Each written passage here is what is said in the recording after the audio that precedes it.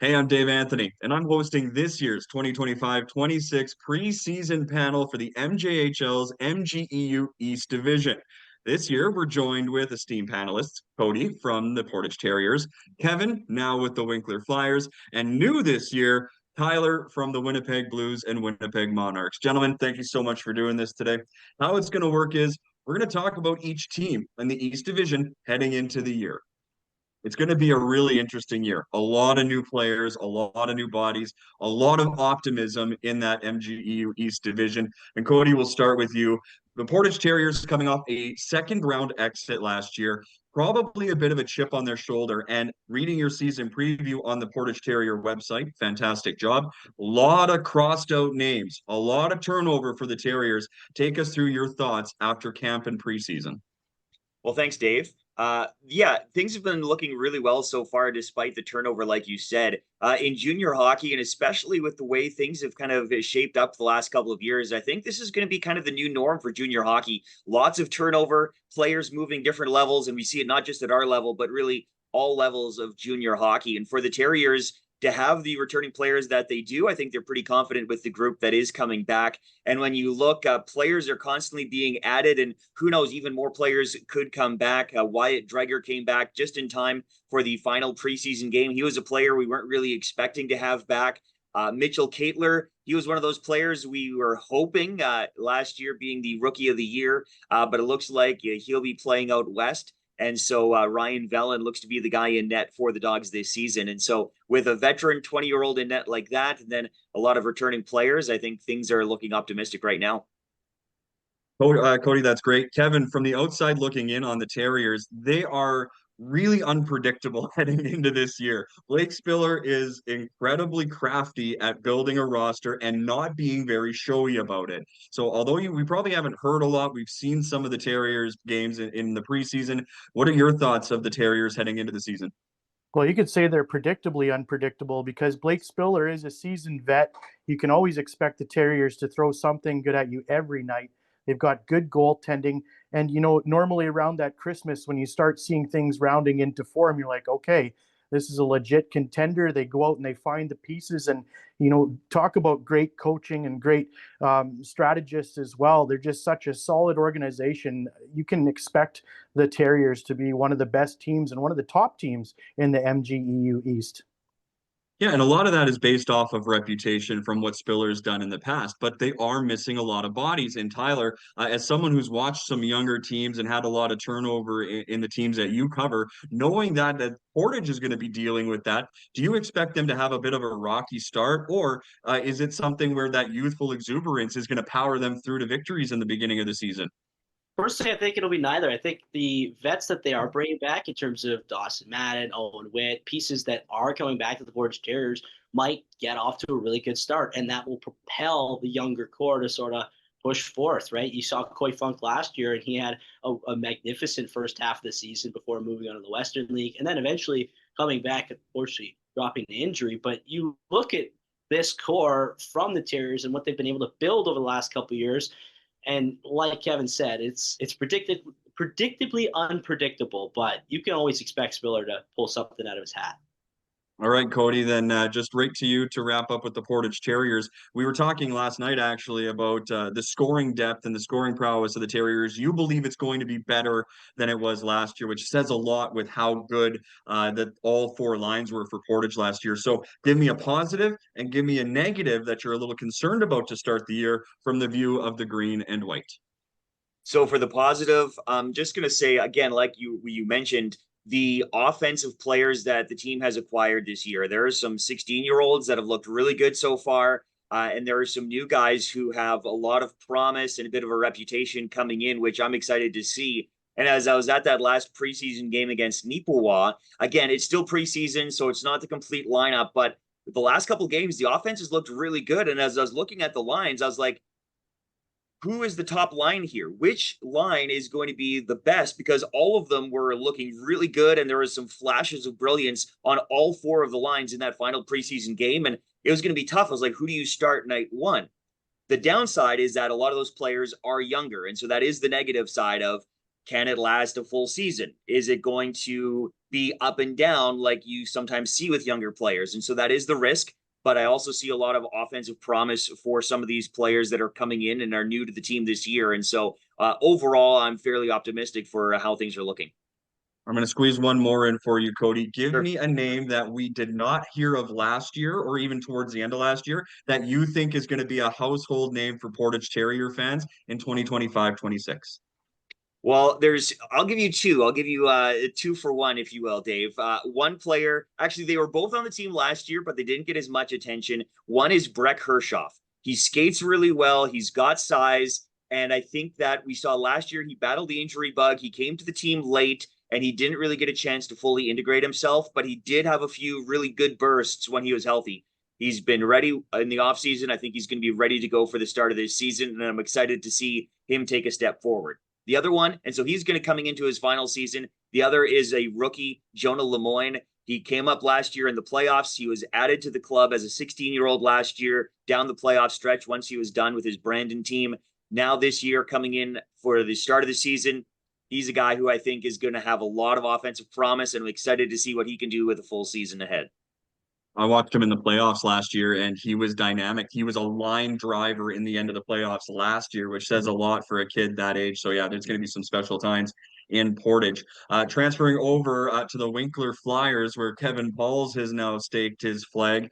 Kevin, with all due respect, I think that when it comes to the contenders in the Manitoba Junior Hockey League's MGEU East Division, the most question marks lie with the Flyers. Some big-time turnover on the point, some really good additions up front. I watched that final preseason game against the Monarchs. There's some depth there, some sneaky good depth. But what's the general feel of the Winkler Flyers heading into the new season? Well, for a team that's won within the last 2 years, it should be sort of surprising that they would come in as underdogs, so to speak. But, I've used the term regenesis as far as their decor is concerned because they don't have a lot of returning D-men, probably led by Owen Wallace, who's established himself as a young up-and-comer here in the Manitoba Junior Hockey League. They've got a bunch of new faces there, but they like their size in Winkler. They like their skill. So you're going to see a lot of that shine forward. And their forward group is, very encouraging as well. They've still got Trevor Dalton and Marcus Hughes, the twin towers up front. But now you've added a couple other names. Idris Alameddine would be one. Charlie Weaver would be another that would pop to my mind. Very good young skaters, a lot of skill. And I think that's what the Winkler Flyers blueprint typically is. They like being big. They like being hard to play against, and they like putting the puck in the net. And, you have a new captain in Cam Thomas. And I think there's a lot of ingredients there that speak to a lot of positivity moving forward for the Winkler Flyers. Before we get to Tyler, who's going to be working with one of the teams that are going to try and chase Winkler down, Cody, let's go to you. A guy that's seen the Winkler Flyers over the years. So this this organization has earned a reputation that they know what they're doing, that they're going to be there at the end of the day, and that they're going to be solid throughout. Do you feel like that, or having just a little bit of the homework you've done, do you feel like the Flyers are a little bit vulnerable, at least to start the year? Because I got to imagine some players are going to come flooding back because they've built an organization that's going to be a soft landing, I think. But are they a little vulnerable to start the year? It's really hard to say. And when you change over the blue line, the defense was such a big part of the Winkler Flyers last year. It's can these new players play that same kind of system, and can that same system translate? They lost the goalie of the year in Ernst. He's moved on. The top 4 scorers from their team last year have all moved on and graduated. Cam Thomas, like Kevin said, I think is going to be a big part of the team this year for the Flyers. And I know them as an organization are really developing well. As you follow them online, you see the things that they're doing. They started training camp a little bit earlier than some of the other teams. We also saw that they're renovating their building, and they're very excited to get into that new space very soon, and hopefully by the end of the season. But we all know how timelines go with building projects like that. But hopefully that can be a really big boost for them, kind of down that final stretch, and a little bit of a goal off the ice for them. I think they'll probably have another solid team this year. Yeah, and it's one of those things too. The Flyers have built a reputation where the skill can kind of come and go, the goals will come and go, the defense will come and go. But physicality and compete is always going to be there for them. And they're going to let you know every night that they've played a hockey game. And Tyler, as working for the Blues, one of the teams that are trying to chase down the Winkler Flyers and maybe take their playoff spot away from them, obviously physicality is just one element. But do you see that the Flyers are catchable for a playoff spot this year? Absolutely. It definitely feels that way on this side of the province, right? It feels like Winkler is that team that, again, like you mentioned, has a lot of question marks and potentially could be the team to drop. But at the end of the day, they've always played physical. They're going to keep to their own system, right? Their system last year was something that was really hard to beat. Only one team in the West really managed to figure it out, and that was the Turnbull Cup champions. So at the end of the day, they're going to play their game. And I bet you Matthew Mello has built that team around that system and around that physicality, and they're not gonna stop there. No, and it's one thing, and Kevin, I think you can speak to this better. The preseason games that I went to go see with the Flyers, all the team was together. All the veterans were there cheering on the rookies. All the rookies then were cheering on the veterans when they weren't in the lineup. This seems like a really close together group, and that's not something we could always say about the Winkler Flyers. So it's really, if you're taking on one of them, you're taking on all of them, and that can lead to success. From my experience, I've been with the Flyers once before, and this was a unique opportunity for me to kind of get a new sense of how the room is. And I will say that is one of the most spectacular things I saw during media day the other day. It was, a group of guys that weren't scared to be themselves in front of one another. I think there's a lot of camaraderie already. The chemistry is there. And I credit to Cam Thomas, but also credit to Matthew Mello. He's done a fantastic job with the culture here in Winkler. He's come in, he's got a year under his belt now. So things have kind of turned. He's got his fingerprints all over this community and this hockey team. And everything that I've seen has given me a lot of confidence in what they're doing there. And I think that'll be a good team. And I'll tell you from experience, after we did our picks last week, this is a team that, they're okay being an underdog, but they're not happy about it. They're going to come in and I think they believe that they are championship caliber and they're willing to go out and prove it. Well, they did when they won the championship. They had the big chip on the shoulder there. Guys like Mike Svensson and all those guys, like they had that chip on the shoulder, and nobody really maybe picked them that year. And they found a way. So yeah, they don't mind being underdogs. Kevin, much like we did before, give me a name or two of guys that have kind of stood out to you during the preseason that you think are going to be household names for the Winkler Flyers this season. Well, the other day during the game against the Winnipeg Monarchs, I saw a couple rushes with Idris Alameddine where it was like, oh, okay, heads up hockey play, really good burst of speed down the ice, an amazing finish on what ended up being a beautiful breakaway goal. But just watching him with the puck, such a confident young hockey player, pretty good stride too. And there's a number, just to take a page out of Cody's book, I really like watching Charlie Weaver play hockey too. A guy that might have a little bit of pass first mentality, but there's a lot of skill there. And I think there's a couple players there in that roster that are going to contribute to great things here for the Winkler Flyers. A lot of skill up front for sure. Let's transition to the Winnipeg Blues. And again, with all due respect, while an organization like Winkler or Portage has earned a reputation that, you can go in a little blind and believe they're going to get it done, the Blues are not there yet. They're trending towards that eventually, they hope, but they're not there quite yet. And Tyler, explain to us why you believe the Winnipeg Blues are not going to take one step this year, but two and maybe even more than that. Well, there's a couple of reasons. I think you got to span to the source of it all, and that is Josh Gratton at the helm of this boat. I mean, he has set out to do something this summer, and it's pretty close to say that he succeeded. Now, the one thing that the Blues have to do is prove it, right? They have to go out there and they have to play and win those meaningful games down the stretch. That's something we haven't seen from either team in Winnipeg for the last couple of years, is meaningful games down the stretch.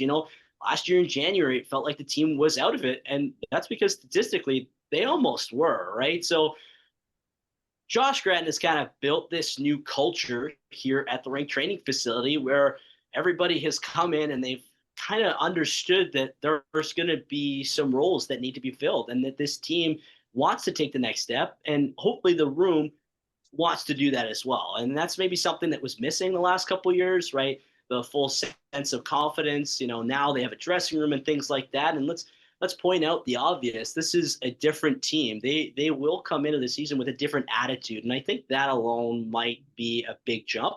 But moving forward, again, like I said, they're going to have to prove it. Absolutely. Brock Asaley, I think, was named captain earlier prior to the regular season starting this weekend, and that's a great pick. He's going to do good things. Cody, again, you and I and Palsy, we've been around long enough to see the Blues climb to the top of the mountain and then slowly start to descend down. Do you believe they're going to start marching up here, or again, is it a matter of seeing what these young kids can do if they're fully bought in? Are you skeptical of what they can do, or are you a bit of a believer? Well, I guess we'll see what happens as once the season gets going. I think having a new home for them is only going to be a good thing. I think a little bit of extra separation from where they were before and now coming back to this facility at the rink, I think is going to be a good thing for the Blues. I think it's the last couple of years from really both Winnipeg teams, we've seen really young squads. I think the Blues a little bit maybe potentially older than the Monarchs. I guess we'll have to wait and see once we finally get the rosters shaken out. But I think of the two, I think the Blues have maybe a greater chance of kind of taking that step forward. It's really, can they get veterans on their team? It's really tough when you have a super young lineup to compete against older 20-year-old teams. And so can they get a lot of veterans? Can they get that movement going forward? I guess we'll wait and see, but I think a new facility will be good for them. Yeah, and I think too is not only developing players, but keeping those players. They it has to stop being one and done. Like they can't be a farm team for other teams to come and just pluck good players out of. They need players that are committed year after year, and I think that dressing room helps. I think a winning program helps, and I think that's going to make a difference. Kevin, do they need to make the playoffs for this to be a successful year, or is it just a matter of, like Tyler said, being in the fight come February and March? Can then you point that as a successful season for the Winnipeg Blues? I think keeping everybody within shouting distance is indeed important. I think Josh Gratton is a pro, and he's going to instill that pro mentality in that group.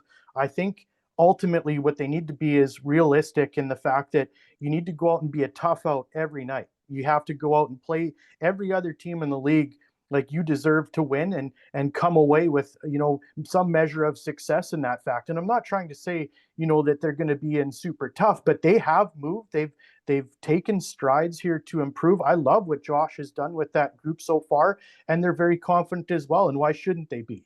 This is a league of parity, and I think they will indeed take a step. And I think they're going to put a scare into some of these teams, especially in the East, because it should end up being a dogfight here. Yeah, but let's be honest too. They're not at the top tier level yet. Are they? They're making their way up there, and they understand what they need to do. But it takes time to build that. So Tyler, there were some long nights for you last year. You joked about that several times. There were some long nights for you.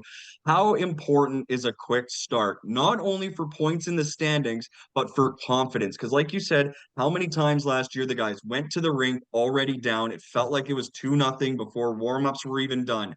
So take us through just how important a good start is in the first 10 or 12 games for the Winnipeg Blues if they are going to be successful this year.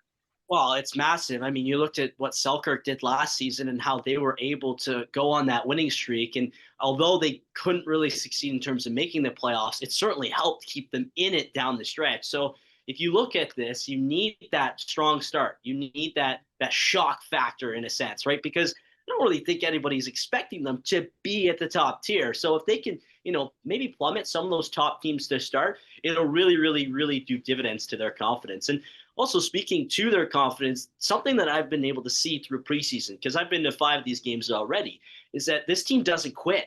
Unlike last year, this team does not quit. They have come back 3 times in the third period in the preseason alone to either win or go to overtime. They almost won against the Nighthawks, where they were down 3 goals, and they got on the power play and scored 3 late in the third. And then they beat Selkirk in Selkirk, already down 3-0. So it's a different looking team, and hopefully that can segue into the regular season and they can push forth. They're in Niverville to start, then in Selkirk, home to Swan, on the road to Nipoa, and then home to Steinbach. So kind of a mixed bag first 5 games, some interdivision games, which those points kind of matter a little bit more. Tyler, a player or two that maybe we haven't heard of yet that are going to be household names for Winnipeg Blues fans throughout the year. Well, I'll give you one that you definitely haven't heard of. Eloi Robert. His nickname is Bob. He's a Frenchman from Quebec, and this guy has beautiful hands. He can really move his feet, and he can really move his hands.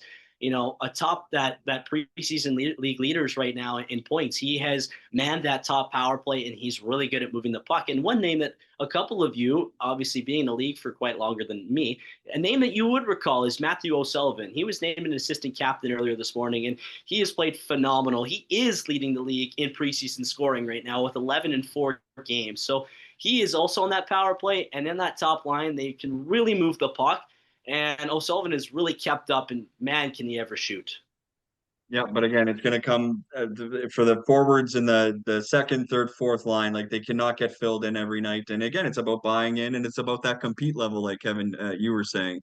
Let's switch gears and go to the Selkirk Steelers. They were the hottest team in the country to start the Manitoba Junior Hockey League season, and then it was a gradual decline. Really tough to start 10-0 and then to miss the playoffs. A lot of good things happened in between. I think that goes kind of gets overshadowed with how the season ended. And Cody, we'll start with you.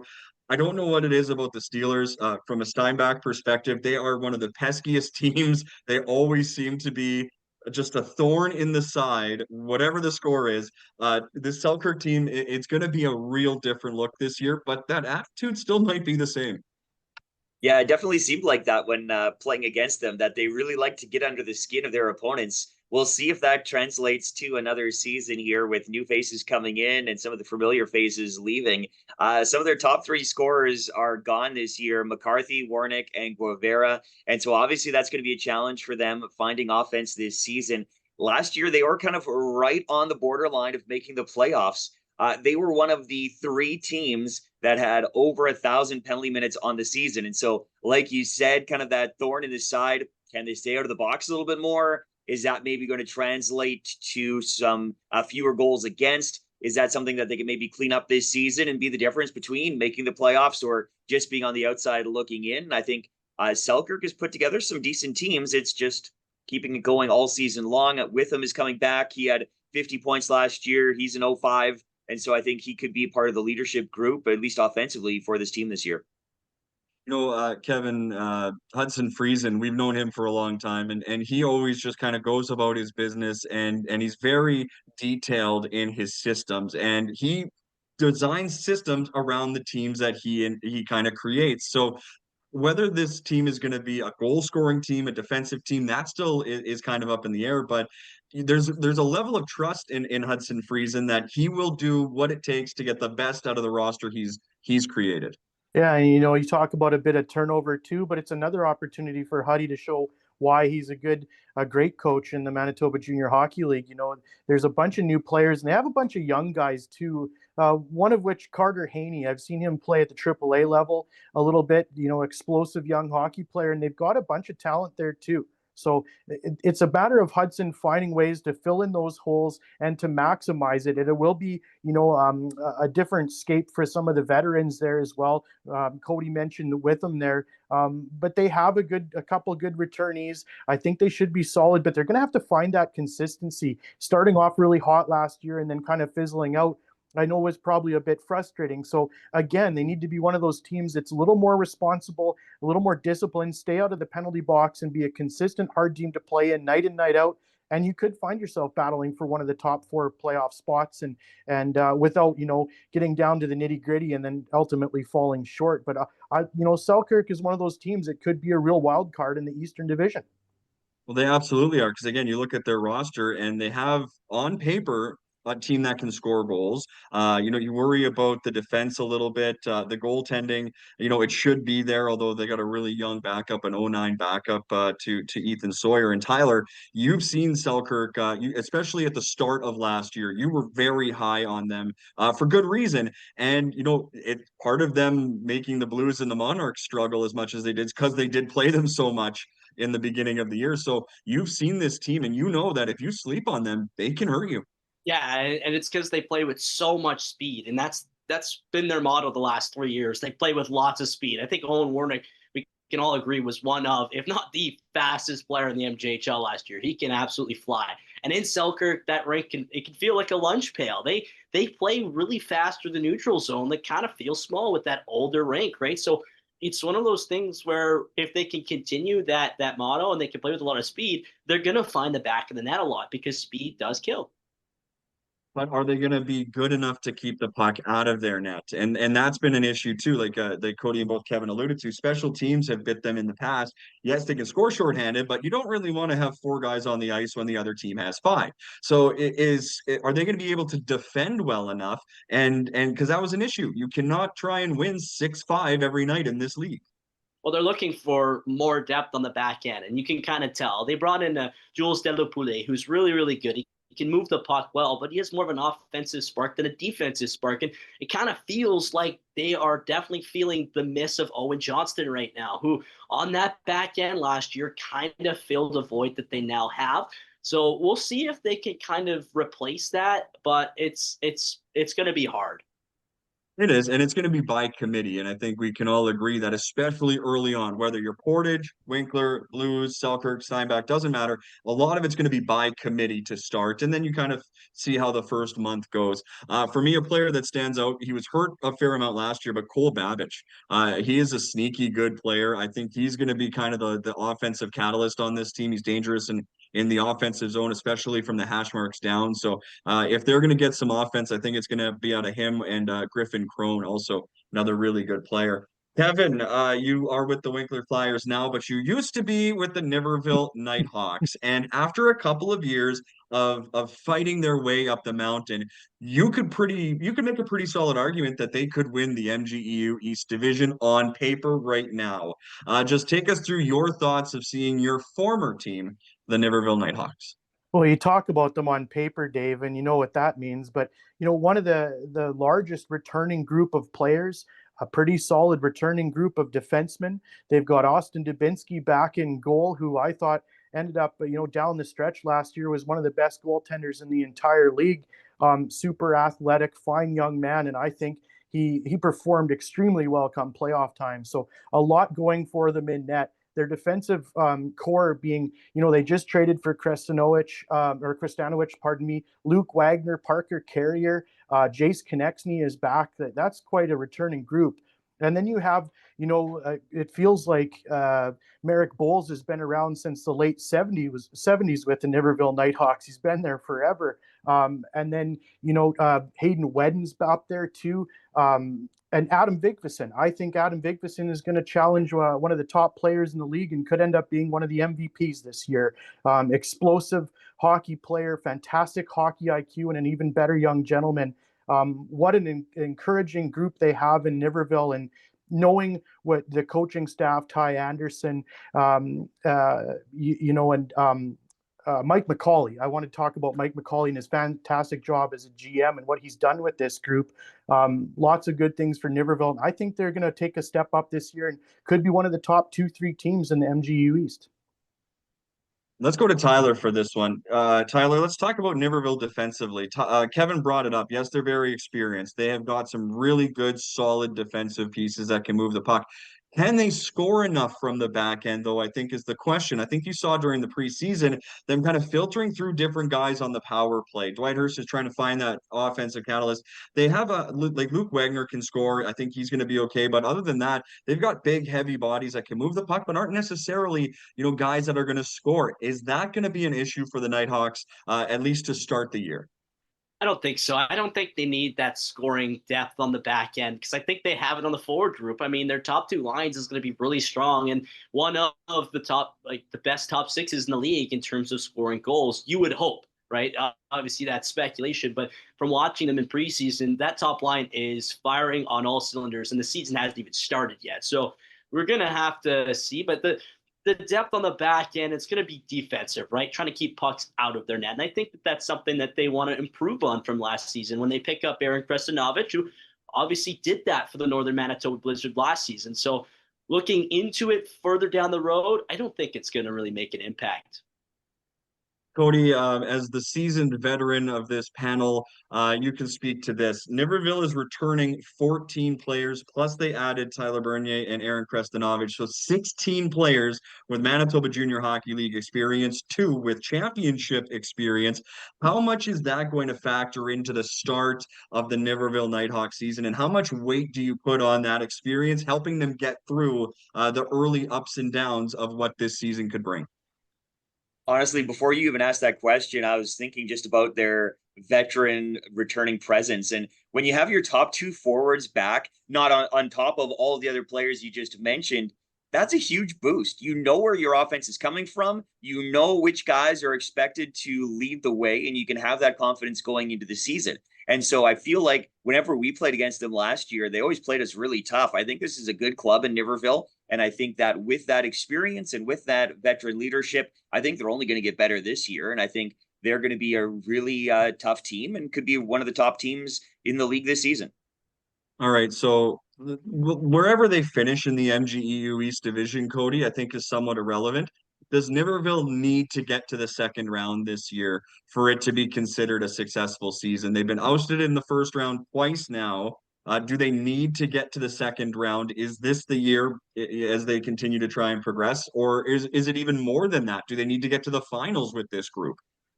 That's a really tough question. And it gets asked a lot at all levels and really in all sports. What do you call a successful season? Is it a really good regular season? Is it you have to go far in the playoffs for it to be a successful season? I've heard people explain it that if you have a really good regular season, you should be happy with that because that's almost separate from the playoffs. The playoffs are kind of their own animal. And once you get into the playoffs, really anything can happen. We've seen teams lower in the standings go on a run and make it all the way. We saw last year the top 3 teams in the entire league didn't make it into the or at least the top 2 teams didn't make it to the league final. And so it's kind of just interesting. I think for Niverville, their fans are going to expect a first round win. And so I think from a fan's perspective, that's the expectation. They've had some good seasons. They've had a good start. They're new to the league, but they need to get that playoff winning experience and pedigree. And I think this year could be the year to do it. And that's what their fans are going to be expecting. They got some really top end skill. I think Austin Dubinsky is going to be right there in the conversation for top goaltender. I think, like Kevin said, you said Adam Vigvison's going to be right there for MVP. You know, Merrick Bowles is going to be a sneaky good player. He could be in that category as well. Just give us a player or two that you've seen from the outside that you like that is going to add to the depth of the Nighthawks, because I think that's a question too. Tyler, I think you're bang on when you said that it doesn't matter about scoring from the blue line for Niverville, but the scoring up front will matter, and it can't be that top line. They can't play 40 minutes a night. So is there a couple of forwards maybe, Kevin, that stand out to you that are going to help take that offensive load from a Vigvison and a Zeller and a Wedden? I mean, you still have the Flying Bertolin brothers that I think have a way of impacting a game in a one-way shape or form. We still haven't talked about Dawson Zeller. So they have a lot of depth there. And one thing that Dwight Hurst is really good at is getting the best out of his players, along with, Jeff McGill behind the bench, who's a strategist himself. I think I love the way that they built last year. And you could see come that series against the Winkler Flyers, it was their conditioning that really started to shine through. And they were within an overtime, or they were within a hair's breadth of maybe toppling one of the best teams in the league. So I think, with the mix of players they have returning and the veteran force that they have to bring to bear here, I think there's nothing saying that they can't take a step forward this year. Absolutely. And again, like they've been right there. And you could make the argument that it was the Nighthawks that pushed the Flyers to the edge that allowed the Blizzard to just kind of nudge them over and then kind of surpass them. I think the Nighthawks took a big bite out of the Flyers, and I think they're primed to take a special step forward. I like that Loic Leduc personally. He's big body forward, moves well. I think he can score. I think he's going to be a really good addition for the Nighthawks. Let's talk about the newest branded team in the Manitoba Junior Hockey League, the Winnipeg Monarchs. And Tyler, for starters, I'm a big fan of the name change. I like the logo change. I like that it changes the attitude of that team, because let's be honest, it's not been the greatest, situation for the Winnipeg team. Monarchs, though, different field, different coach, different organizational belief. Is there a different feel that you believe will eventually lead to some more respectability in the Manitoba Junior Hockey League? Absolutely, absolutely, without question. There's a completely different atmosphere, aura, if you'd like to call it, just a complete different feeling in that Hockey for All Center. They have their own space, they have their own office, they have their own room, and now they have what it feels like their own colors. In a sense, those Freeze colors kind of felt like they were trying to personify themselves as somebody else, right? And to start the foundation of the Winnipeg Freeze, that's what it was. And now it's its own thing, its own entity. And you can feel it when speaking to the players. You can feel it when talking to the staff, bring in what I think is an all-star staff for this Monarchs team, probably one of the best to run this Monarchs team. I wouldn't be able to see them anywhere else. This is a perfect fit, and hopefully it translates to the ice. They're going to be young. They're going to have to develop this team. This is essentially, as you could call, year one of rebuild. But at the end of the day, it does feel a lot better. Yeah, there's going to be some long nights. I think the organization knows that, and the team knows that, but there's an opportunity to build something and learn. And Cody, you've mentioned it before. A lot of the teams that are in a situation like the Monarchs need to get those scars and need to have kids come back and want to be a part of the program. Just take us through your thoughts of this Monarchs program, who, like we said, it's going to be tough maybe sometimes, but they may sneak up, and if teams sleep on them, they can make them at least a little more interesting when it comes to hockey games and really mess up some things for teams where points matter. Well, I mentioned it before. With the way junior hockey and the landscape is right now, rebuilds can happen fast. And the way things are now, with the way players can move across leagues and move up and down, and even just some of the rules with signing and adding players, and there's no draft anymore, it's more of a recruiting process. We can see rebuilds, I think, potentially go faster than what we've seen in the past. Now, that being said, having only 6 wins last year in the regular season, there's obviously a lot of room for improvement. And so can they get that improvement? Honestly, it's kind of hard to be worse than 6 wins last year. And so I think there's definitely a path for them to be better than they were last year, but it's going to be tough for them, I think, to get kind of to that top pack. When we've broken down a lot of the teams already, it's going to be kind of tough to get near the top teams. But I think you're right. I don't think they need to get there. Maybe 10 or 15 wins, like just a noticeable progression, be in the game every night, and then maybe pick up a couple more wins just by hanging around and winning in overtime. 3-on-3, anything can happen. Tyler, a player or two that you've liked off the Monarchs roster that the MJHL should be put on notice about? Max Hamlin, a big one, big trade piece that, Zach Franco went and got in exchange for what would have been his starting goaltender in Braxton Burdeni from the Vern Oil Capitals, right? And he is sitting on that top line, and he can be very dangerous. He has a lot of skill, a lot of talent, and he can really shock teams. You're not going to see Carter Kingurski sort of go back there, but Max Hamlin might end up filling that void. All right, final team in the MGEU East Division, the Steinbach Pistons. Brand new facility, the Southeast Event Center. Cody, you've seen it. Tyler, you've seen it. Kevin, you've been invited, and you haven't seen it. This as the broadcaster for the Pistons, I can say this wholeheartedly. This is the deepest team that I've seen heading into a season. Lines 1 through 4, defense pairing 1 through 3, and the goaltending.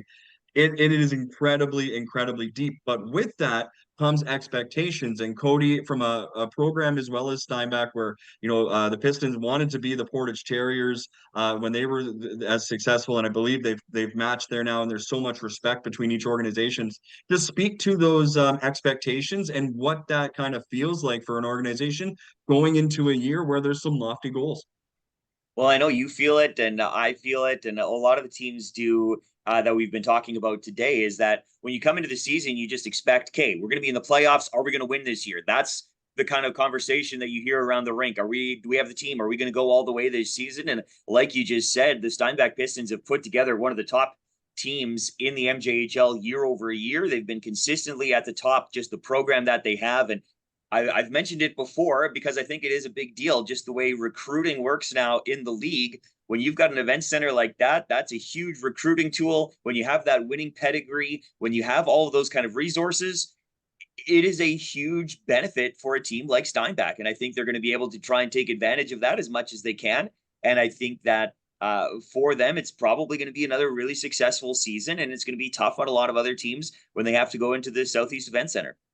And I think any success that comes from this year has a lot to do with the Portage Terriers from last year and the way that they played in the playoffs, and then the Winkler Flyers from the year before that. This is a more physical league than it gets credit for. There are some incredibly tough kids in this Manitoba Junior Hockey League, night in and night out. And Kevin, physicality will take you a long way. And that is something where Steinbach's really leaned into. And I think you're going to see it again this year. They play very physical. Well, most nights are a war of attrition, and what's the saying? Death, taxes, and a very difficult to play against Steinbach Pistons team is something you can expect. And up and down their lineup, they have players that are versatile, talented, and what Paul Dick and his staff does every night is put them at the tip of a spear and give them a chance to win. They're going to have good goaltending. They're going to have solid defenders, and they are extremely hard to play against night in, night out. And I'm sure the new building is going to be one of the most feared to go in because, again, we've got a bunch of good returning players. You still have Brody Green there, Brett Kaiser, who's been around, like I said, since the late 70s as well. It seems like forever with the Pistons. So, you've got a good core group, fantastic leadership, and, everything says that this will be another championship caliber type team in the East. Tyler, the Pistons are turning over quite a bit. There's a lot of new faces, especially, on the blue line and the depth forwards. And, just speak to the impact that could have on Steinbach and how long it maybe takes those new guys, especially new to the Manitoba Junior Hockey League, how long it maybe takes them to feel comfortable given all that's going on around them. Well, I mean, it's kind of hard not to make a player feel comfortable in that building, right? But we'll have to see. I mean, I think the on-ice product will tell us a lot to start, but usually the Steinbach Pistons, they get better over time because with their recruiting tools, with, Paul Dick at the helm, it's very easy for them to bring in top talent throughout the year. And so as we move forward, I think that this team, it is one of the best already on paper to start the season, but it's only going to get better. And I think that makes a player more comfortable knowing that. But if you look at that bottom six, it might unease a little bit because, maybe my spot might get taken down the road, right? Because there is a winning attitude there in Steinbach, and it doesn't feel like it's going away. No, and it's every team can kind of feel that right now. Every team feels like, hey, if we can get off to a good start, we can really kind of ride the success in there. And Steinbach is no different. A player that I really like heading into the year, his name is Eric Hahn. He's from the Tisdale Trojans last year, AAA kid. He is full compete. He's got some finish, only 18 years old. He is going to be a real special player as he kind of goes in and out of the situations to learn. And then William Picklick, an 09 player. My goodness, he's 180 pounds. He's massive, got good hands. It's going to be a really fun year in Steinbach. Before we close out the MGEU East Division preview, Cody Buhler, Kevin Pauls, Tyler Cyr, I want you to give us your top 4 preseason predictions. Who is going to finish 1, 2, 3, 4 in the MGEU East Division? Cody, you're smiling. We'll start with you. Sure. No, that sounds good. You want me to put them in order too for you, Dave? I do want you to put them in order for me. I absolutely do. Sounds good. No, I think that obviously you can see the Terrier logos behind me. I think we're going to have a really good team this season, and I think we are going to be near the top of the standings. And so I'm going to put Portage at 1. I think Steinbach is a really good team. They're going to come in at 2. We talked about, and as I heard all the arguments, and I love these panels because you get to hear the pros and cons of each team, and then you can kind of break down how you see everybody and everything fitting together.